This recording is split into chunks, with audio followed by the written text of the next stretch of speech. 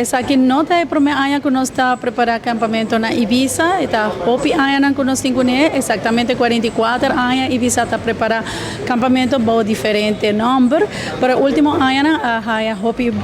acolhida para dentro da nossa comunidade, onde até agora nós está ganhando 100 para 120 mucha para cima, nós temos 2 semanas de acampamento, 2 campamentos parelhos para cada semana, para Riba de Brug e para Bau de Brug.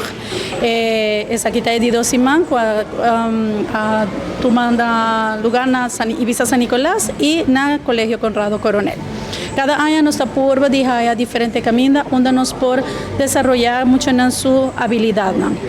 No solamente el campamento queda en un lugar, sino nos está a fotambe. De día de hoy nos está en cinema, anto mañana nos está fly high trampolín, anto un lugar nuevo donde mucha por pasa un maíta divertido, agradable, pero al mismo tiempo la promueve en curva. Durante 2 semanas también na haya arte, na haya tie-dye, na haya sembramiento de mata, na haya también tecnología, ciencia,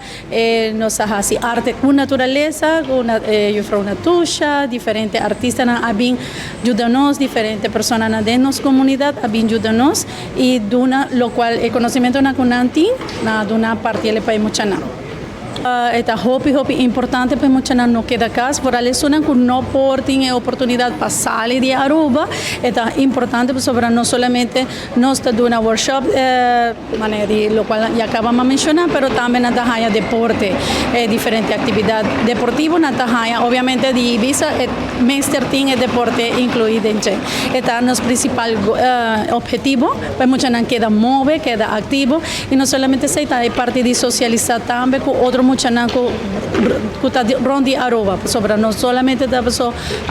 botar para abajo o una escuela específica, hecho que uno está en Conrado Coronel y mucha no me certa de Conrado Coronel, está